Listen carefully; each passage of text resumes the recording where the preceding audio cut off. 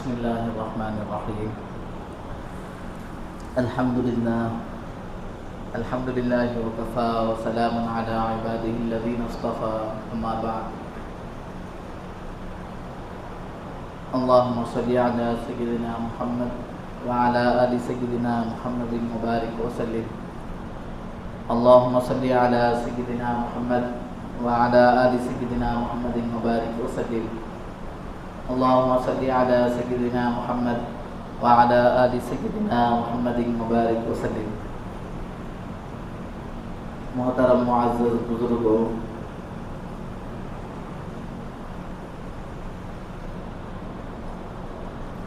ہم جس ملک میں رہ رہے ہیں یہ ملک ہندوستان ہے۔ ملک ہندوستان کی بہت ہی قدیم تاریخ ہے کہ یہاں پر اسلام، اللہ رب العزت والجلال کی وحدانیت، اللہ رب العزت والجلال کی عبادت، اللہ رب العزت والجلال کی بندگی، یہ یہاں پر صدیوں سے ہی ہوتی آ رہی ہے۔ تو اس ملک کے اندر ایک زمانے سے ہی مسلمان اور غیر مسلم جتنے بھی دیگر مذاہب کے لوگ ہیں اس ملک کے اندر سب بستے ہوئے آ رہے ہیں، سب ایک ساتھ زندگی گزارتے ہوئے آ رہے ہیں۔ مسلمانوں کی دور حکومت کی تاریخ بھی بہت ہی شاندار تاریخ ہے کہ جس کے اندر جب اس ملک کے اندر مسلمانوں کی حکومت جب اس ملک کے اندر تھی تو اس وقت مسلمانوں کے پاس بہت ہی بڑے بڑے خزانے تھے، سونے کے، چاندی کے، اس وقت ڈھیر لگے ہوئے رہتے تھے ان کی سلطنت کے اندر۔ لیکن مسلمانوں کی دور حکومت میں مسلمانوں نے کبھی بھی غیر مسلموں کے ساتھ ناانصافی نہیں کی، غیر مسلموں کے ساتھ ہمیشہ وہ برادرانہ سلوک ہی رکھتے تھے۔ اور پھر حضرت اورنگزیب عالمگیر رحمۃ اللہ علیہ کے تعلق سے یہاں تک بھی ملتا ہے کہ ہندوستان کے اندر اس وقت کئی مندروں کے لیے زمینیں بھی حکومت کی طرف سے دی گئی تھی تو مسلم حکومت، مسلمانوں کی حکومت، لیکن غیر مسلم جو اس ملک کے اندر رہتے تھے ان کے لیے مندروں کے لیے زمین جو دی گئی وہ ایک مسلمان بادشاہ کے ذریعے سے، ایک مسلمان حکومت کے ذریعے سے دی گئی۔ تو یہ ہندوستان کا ایک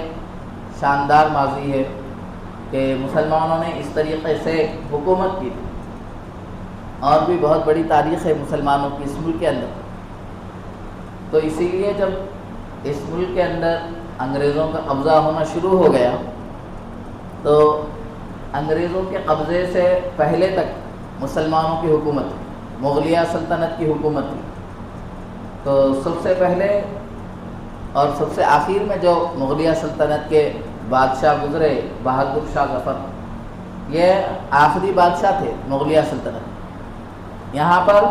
مسلمانوں کی جو دور حکومت تھی وہ دور حکومت یہاں پر ختم ہو جاتی ہے۔ اس کے بعد پھر چونکہ انگریز سن 1600 میں ہی ہندوستان کے اندر وہ داخل ہو گئے تھے،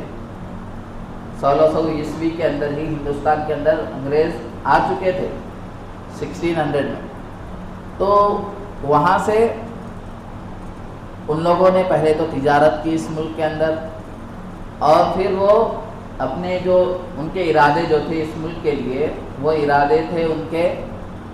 اس ملک کا جو مذہب ہے اس مذہب کو بدل دیں، کیونکہ اس وقت ملک کے اندر جو حکومت تھی وہ مسلمانوں کی تھی، تو ان کا نشانہ مسلمانوں کے اوپر تھا، اور وہ مسلمانوں کے مذہب کو بدلنے کی اس وقت کوشش کر رہے تھے۔ اس وقت وہ یہی چاہ رہے تھے کہ مسلمان اپنے مذہب کو چھوڑ کر عیسائیت کو اختیار کر لے، عیسائی مذہب کے اندر داخل ہو جائے۔ تو اس وقت جو علماء اکرام تھے ان لوگوں نے عیسائی پادریوں سے، جو عیسائیوں کا علم، عیسائی کتابوں کا جو علم رکھتے ہیں ان کو عیسائی پادری کہا جاتا ہے، ان سے کئی مناظرے کے، کئی ڈیبیٹ کیے، بہت ساری ڈیبیٹیں ہوئی۔ تو اس کے اندر عیسائی مذہب کو چیلنج کیا گیا، اور عیسائی جو پادری تھے ان کو چیلنج کیا گیا، کئی مرتبہ ڈیبیٹ ہوئی، عیسائی ہار گئے، اور جو علماء اکرام نے اس وقت کتابیں لکھی یہی بتلایا کہ عیسائی مذہب جو ہے وہ اس کے زمانے میں تھا۔ حضرت عیسیٰ علیہ السلام جب دنیا کے اندر تھے اس وقت مذہب عیسائیت اس کی صحیح شکل میں موجود تھا، لیکن حضرت عیسیٰ علیہ السلام کے زمانہ بہت دور ہو چکا ہے، تو اب عیسائی مذہب نہ اپنی اصلی شکل و صورت میں ہے، نہ حضرت عیسیٰ علیہ السلام کی بتلائی ہوئی تعلیمات اس کی اصل شکل و صورت میں باقی، بلکہ اگر اب کوئی چیز سچا دین، سچا مذہب اور وہ اپنی اصلی شکل و صورت میں باقی ہے تو وہ اسلام ہے، صرف اور اسلام۔ تو بہرحال بہت ساری ڈبیٹیں ہوئی، لیکن انگریز چونکہ وہ اس بات پر اڑ گئے تھے کہ ہم اس ملک کے اوپر قبضہ کریں گے اور یہاں کے لوگوں کے مذہب کو تبدیل بھی کر لیں گے، تو پھر مسلمانوں میں جنگیں لڑی۔ حضرت ٹیپو سلطان شہید رحمۃ اللہ علیہ اپنے دور کے اندر انہوں نے بھی جنگ لڑی۔ اس کے بعد حضرت سلطان ٹیپو شہید رحمۃ اللہ علیہ شہید ہو گئے۔ آپ کی زندگی کے بھی بہت بڑے کارنامے، آپ بہت ہی بہادر انسان تھے، تہجد گزار انسان تھے حضرت ٹیپو سلطان شہید رحمۃ اللہ علیہ۔ یہ جنگ آزادی کے اصل ہیرو ہے، ان کے نام ہمارے بچوں کو یا جو آنے والی نسل ہے ان کو نہیں معلوم ہے کہ حضرت ٹیپو سلطان شہید رحمۃ اللہ علیہ کا کیا کردار رہا ہے اس ملک کو آزاد کرانے کے لیے، انہوں نے کیسی کیسی قربانیاں دی۔ تو حضرت ٹیپو سلطان شہید رحمۃ اللہ علیہ وہ بزدلی کے ساتھ اس ملک میں جینا پسند نہیں کر رہے تھے، وہ یا تو لڑ کر اپنی جان کو گنوا دینا چاہتے تھے یا پھر اس ملک کے اندر بزدل بن کر انگریز کے غلام بن کر رہنا نہیں چاہتے تھے۔ تو ان کی جوش ایمانی جو تھی وہ حرارت میں آتی تھی بار بار، تو وہ ہمیشہ تو انگریزوں سے جنگ لڑتے رہے، اور بالآخر ان کا ایک مصرع تاریخ کے اندر، تاریخ کی کتابوں کے اندر لکھا ہوا بھی ہے کہ شیر کی ایک دن کی زندگی گیدڑ کی 1000 سال کی زندگی سے بہتر۔ یہ حضرت ٹیپو سلطان شہید رحمۃ اللہ علیہ کا تاریخی جملہ تھا کہ جو ان کو انگریزی کی غلامی پر مجبور ہو کر رہنا ان کے لیے گوارا نہیں کر رہا، تو انہوں نے اپنی جان کو گنوانے کے لیے اپنے آپ کو کیا ہے شیر اس طریقے کی ہمت دلا کر، اس طریقے کا بتا کر وہ انگریزوں سے لڑنے کے لیے میدان میں آ گئے اور وہ شہید ہو گئے۔ آج بھی جب اس ملک کے جو حکم ہے، اس ملک میں حکومت کرنے والے، حضرت ٹیپو سلطان شہید رحمۃ اللہ علیہ کا تذکرہ کیا جاتا ہے تو وہ ڈر جاتے ہیں کہ کہیں اس ملک کے اندر اگر کوئی دوبارہ کوئی ٹیپو سلطان شہید پیدا ہو جائے تو پھر وہ کچھ بھی کر سکتا ہے ہمارے لیے۔ تو ایسے جذبات تھے مسلمانوں کے، اور جتنے بھی پھر حضرت ٹیپو سلطان شہید رحمۃ اللہ علیہ کے بعد اس ملک کی آزادی میں حصہ لینے والے علماء کی ایک بہت بڑی تعداد تھی۔ اس وقت چونکہ یہ ملک پورا، اس ملک کے اندر ابھی اسلامی حکومت تو ختم ہو چکی، تو اس وقت اب انگریزوں سے جہاد کرنا باقی۔ جہاد کس چیز کا جہاد تھا؟ یہ ملک مسلمانوں کا تھا، یہاں پر مسلمان صدیوں سے رہ رہے، لیکن اس کے اوپر قابل انگریز آ رہے، تو سب سے پہلے اس ملک کے اندر جو جہاد کی دعوت دی، جو میدان جنگ میں جا کر انگریز سے جنہوں نے مقابلہ کیا وہ مسلمان ہی تھے۔ کئی مسلمان علماء عوام اس جنگ آزادی کی لڑائی میں شہید ہو گئے۔ سب سے پہلے انگریزوں کے خلاف جہاد کرنے والے مسلمان ہی تھے۔ مسلمانوں کے ساتھ دوسری برادری کے لوگ اس وقت میدان میں نہیں آئے، نہ غیر مسلم آئے، اور نہ غیر مسلموں کے اندر جتنے بھی ان کے طبقات ہیں، جتنی بھی برادریاں ہیں، کوئی بھی اس وقت تک لڑنے کے لیے آگے نہیں آئے۔ تو سب سے پہلے میدان میں آنے والے مسلمان ہی تھے، تو مسلمانوں نے انگریزوں کا مقابلہ کیا، اور پھر 100 سال گزر گئے یہ جنگ ہوتے ہوتے، تقریباً 400 سال تک انگریزوں سے مقابلہ ہوتا رہا۔ جب 100 سال گزر گئے تو اس کے بعد جو ملک کے دیگر مذاہب والے تھے، غیر مسلم وغیرہ، وہ مسلمانوں کے ساتھ مل کر پھر اس ملک کی آزادی میں ان لوگوں نے بھی حصہ لیا۔ تو آزادی کے وقت میں عیسائیوں کا جو سب سے بڑا مشن تھا وہ یہی تھا کہ یہاں کے لوگوں کے مذہب کو تبدیل کر دینا، یہاں کے لوگوں کے مذہب کو تبدیل کر کے ان کے اوپر حکومت کرنا ہے۔ تو آزادی سے پہلے ہندوستان کے اندر جو زبان رائج تھی وہ فارسی زبان تھی، اردو زبان تھی، لیکن انگریزوں نے جب جہاں جہاں پر بھی ان کی حکومت قائم ہوئی وہاں سے ان لوگوں نے اردو کو بھی ختم کر دیا، فارسی کو بھی ختم کر دیا، ہر جگہ وہ انگریزی زبان کو رائج کر دیا۔ انگریزی زبان کو پورے جہاں جہاں پر بھی ہندوستان کے اندر ان کی حکومت قائم ہوئی تھی وہاں پر ان لوگوں نے وہاں کی جو زبان تھی اس کو انگریزی زبان سے بدل دیا۔ تو اب وہاں پر جتنے بھی کام ہوتے تھے سارے کے سارے انگریزی زبان میں ہوتے تھے۔ تو اس طریقے سے ان لوگوں نے پہلے زبان کے اوپر زبان کو تبدیل کر دیا۔ کیوں؟ اس لیے کہ معلوم ہے کہ زبان تبدیل ہو جائے گی تو پھر اس زبان کے اثرات مسلمانوں کے اوپر پڑیں گے، زبان کے اثرات جو ہے وہ مسلمانوں کے اوپر پڑیں گے۔ ایک دن آئے گا کہ مسلمان جب اپنی زبان کو چھوڑ دیا ہے تو وہ اپنی تہذیب کو چھوڑ دے گا، اپنے تمدن کو چھوڑ دے گا، اپنے کلچر کو چھوڑ دے گا، اور حتیٰ کہ آخرکار وہ اپنے مذہب کو چھوڑنے کے لیے بھی تیار ہو جائے۔ اس طریقے سے ان لوگوں نے سب سے پہلے زبان کی تبدیلی سے کام شروع کیا۔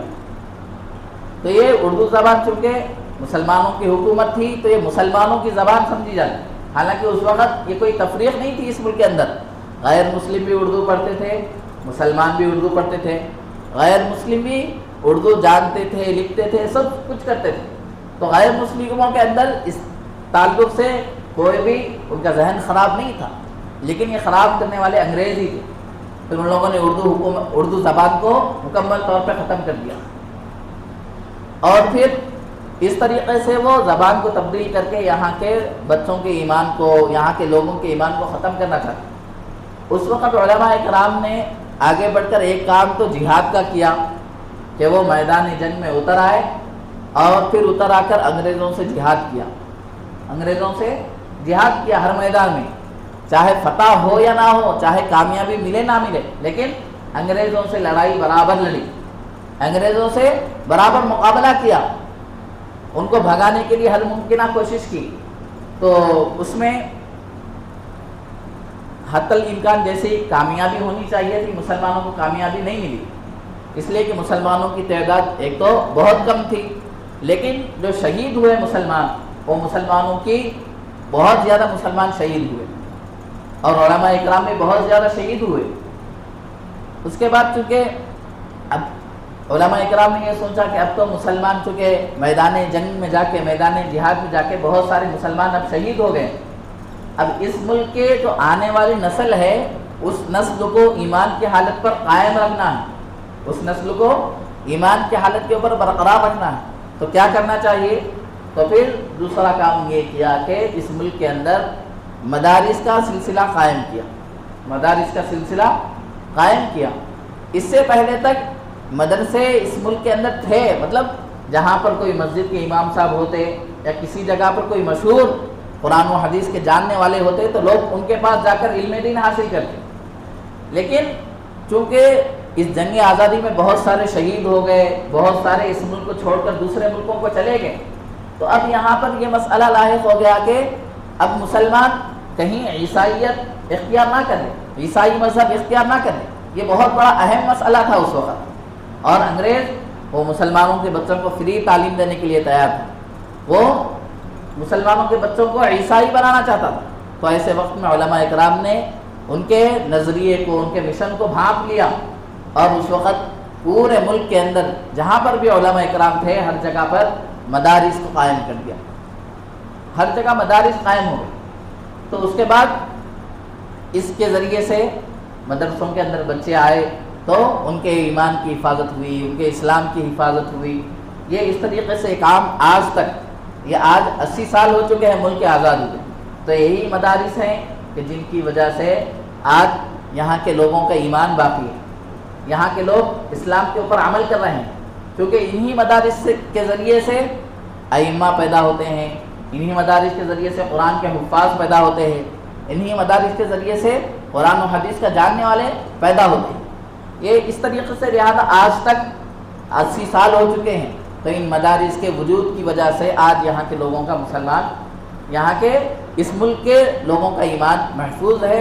اور باقی بھی۔ تو وہ حکومت چاہتی تھی کہ یہاں کے لوگوں کا مذہب بدل دے، لیکن اب جو حکومت ہے یہ حکومت یہ نہیں چاہتی کہ عیسائیت اختیار کی، یہ حکومت تو سب کے لیے ایک ہی مذہب نافذ کرنا چاہتی۔ پھر وہی جو انگریزوں کی جو مشن تھا، اب آنے والی حکومت بھی وہی چاہتی ہے کہ اس ملک کے اندر اگر جو بھی رہنے والے ہیں وہ کیا ہے، وہ ہندو دھرم کو اختیار کر کے ہی اس ملک کے اندر رہ سکتے۔ اگر وہ اپنے ہندو دھرم کو اختیار نہیں کریں گے تو وہ اس ملک میں نہیں رہ سکتے۔ تو لہذا اب جو ان کی تیاری ہے برسوں سے، 80 سال تقریباً ہو چکے، تو آہستہ آہستہ ان لوگوں نے مسلمانوں کی شریعت میں بھی وقتاً فوقتاً مداخلت کی، اور یو پی وغیرہ میں تو بہت ساری مسجدیں یہ کہہ کر ڈھا دی گئی، شہید کر دیا گیا ان مسجدوں کو کہ یہاں پر پہلے سے مندر تھی، یہاں پر ان کے بتوں کے کچھ آثار پہلے سے زمین کے اندر موجود تھے۔ تو اس طریقے سے ان لوگوں نے وہاں پر عالی شان مسجدیں جو مغلیہ سلطنت کے اندر تعمیر ہوئی تھی، تمام مسجدوں کو یہ کہہ کر شہید کر دیا، مدرسوں کے اوپر پابندی عائد کر دی، بہت سارے مدارس کے اوپر۔ تو یہ وہاں سلسلہ ایسا چل رہا ہے۔ تو یہاں پر بھی ان لوگوں کی ذہنیت وہی ہے کہ اس کے ذریعے سے وہ اسلام کے اوپر، مسلمانوں کے اوپر اپنا نشانہ بنے۔ تو اس وقت بھی ہمیں جو کام علماء کرام کی طرف سے ہمیں جو بات بتلائی جا رہی ہے وہی ہے کہ اب چونکہ ہمارے بچوں کی جو اکثریت ہے، مدارس میں پڑھنے والے پورے ملک کے اندر صرف 3% بچے ہیں، 3%، اور بقیہ جو بچے ہمارے مسلمانوں کے ہیں وہ جو تعلیم حاصل کر رہے ہیں، وہ 97% بچے اسکولوں کے اندر، کالجوں کے اندر، یونیورسٹیوں کے اندر یہ دین حاصل کر رہے ہیں، تعلیم حاصل کر رہے ہیں۔ تو ان لوگوں نے اب پورا سلیبس چینج کر دیا کہ جس کے اندر وہ ہندوانہ تاریخ کو شامل کر دیا، ان کے جو بھی خدا ہیں ان کے تعلق سے پوری معلومات کو کتابوں کے اندر اتار دیا، اور پڑھانے والے بھی غیر مسلم ہیں اور پڑھنے والے بچے مسلمانوں کے بچے جا کر اس ماحول کے اندر تعلیم حاصل کریں۔ تو اس وقت جو مسلمانوں کے سامنے سب سے بڑا چیلنج ہے وہ اپنے بچوں کے ایمان کی فکر کرنا، اپنے بچوں کے ایمان کو بچانا ہے، اپنے بچوں کی ایمان کی حفاظت ہے، آنے والے نسلوں کی ایمان کی حفاظت ہے۔ جیسا آزادی کے وقت میں آج کے لوگوں کی ایمان کی حفاظت کے لیے ان لوگوں نے مدرسوں کی بنیاد ڈالی تھی، مدارس قائم کیے تھے، تو آج ہمیں ضرورت ہے کہ جو اسکولوں کے اندر بچے تعلیم حاصل کر رہے ہیں ان کے ایمان کی فکر بھی ہم سب کے لیے ضروری ہے۔ یہ ہمارے لیے آج بہت بڑا مسئلہ بنا ہوا ہے۔ تو یہ آگے جو ہمارے نسلوں کی ایمان کی حفاظت کے لیے جو کام ہمیں کرنا ہے، وہ ہمارے وہ بچے جو اسکولوں کے اندر تعلیم حاصل کر رہے ہیں ان کے ایمان کی حفاظت کی فکر کرنا ہے۔ ان کے ایمان کی حفاظت کی فکر کیسے ہوگی؟ اسکولوں کے اندر ان کے ایمان کی حفاظت کی فکر نہیں ہوگی، بلکہ اسکولوں کے اندر تو ان کے ایمان کو بگاڑا جا رہا ہے، اسکولوں کے اندر ان کے ایمان کو ختم کر دیا جا رہا ہے، اس لیے کہ وہاں پر نہ خدا بتایا جاتا ہے، نہ جنت دوزخ بتائی جاتی ہے، نہ دنیا و آخرت بتایا جاتا ہے، کوئی چیز وہاں پر نہیں بتائی جاتی۔ تو ایسی جگہ پر ہمارے بچے تعلیم حاصل کر رہے ہیں، تو اگر یہ بچے ان اسکولوں سے نکل کر جب وہ آگے کی زندگی گزاریں گے تو پھر وہ اپنے اسلام کو بھول جائیں گے، اپنے مذہب کو بھول جائیں گے۔ تو اس وقت سب سے ضروری کام جو ہے وہ اپنے بچوں کو ایمان کی حالت میں باقی رکھنے کے لیے ان کو دینی تعلیم دلانا بہت زیادہ ضروری ہے۔ کیسے دینی تعلیم دلائی جائے؟ تو ہر گلی کے اندر علماء اکرام نے اس کا ایک مشن بنایا ہے، ایک منصوبہ بنایا ہے، پلان بنایا ہے کہ ہر گلی کے اندر ایک مکتب قائم ہونا چاہیے، ہر مسجد کے اندر مکتب قائم ہونا چاہیے، صرف بچوں کا مکتب نہیں، بڑوں کا بھی مکتب، عورتوں کا بھی مکتب، اور اس میں بڑی عمر والی بچیوں کا بھی مکتب، الگ الگ مکاتب کو قائم کرنا چاہیے۔ اس طریقے سے ہمارے بچے جہاں کہیں بھی دن بھر جا کر تعلیم حاصل کرتے ہوں، لیکن جب وہ اپنا وقت ان مکاتب کے اندر گزاریں گے تو اس کی وجہ سے ان کا ایمان بھی باقی رہے گا، ان کا ایمان محفوظ رہے گا۔ تو اس لیے آج ملک کے اندر، پورے ملک کے اندر یہی فکر کی جا رہی ہے۔ تو ہمیں بھی چاہیے کہ ہم اس کی طرف توجہ دیں کہ محلے کے اندر، بستی کے اندر جتنے بھی گھر ہیں، گھروں کے اندر جتنے بچے ہیں ان تمام بچوں کا سروے ہونا چاہیے کہ کتنے بچے یہاں پر رہتے ہیں۔ تو لہذا ان بچوں کی ایمان کی حفاظت اور ان بچوں کو ایمان پر قائم رکھنا ہماری ذمہ داری۔ تو لہذا اس کے لیے سب سے پہلے ان کی دینی تعلیم کا انتظام ہمیں کرنا چاہیے، انہیں دینی تعلیم سے آراستہ کرنا چاہیے، انہیں خدا اور رسول کے بارے میں بتلانا چاہیے، انہیں اسلام کے تعلق سے بتانا چاہیے، یہ ہماری ذمہ داری۔ تو اس لیے اس وقت سب سے اہم کام جو ہے وہ یہی ہے کہ ہم اپنے بچوں کے اسلام کی فکر کریں، اپنے بچوں کے ایمان کی فکر کریں، ان کو دینی تعلیم دلانے کی کوشش کریں. جیسے ہم تو لہذا جیسے دنیاوی تعلیم کے لیے ہم فکر مند ہیں،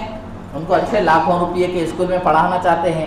دور دراز بھیج کر ان کی دنیا بنانا چاہتے ہیں، تو ایسے ہی ہمیں چاہیے کہ کچھ پیسے خرچ کر کے ان کی دینی تعلیم کی بھی فکر کریں، ان کی دینی تعلیم کا بھی انتظام کریں، ان کو ایمان پر باقی رکھنے کے سلسلے میں کوشش کر کے جائیں. یہ تو بہت دنوں سے ہم یہ بات سنتے آ رہے ہیں کہ مسلمانوں کی کئی بچیاں مرتد ہو رہی. کیوں؟ کیا وجہ ہے؟ وجہ یہی ہے کہ گھروں کے اندر تربیت کا کوئی انتظام نہیں ہے.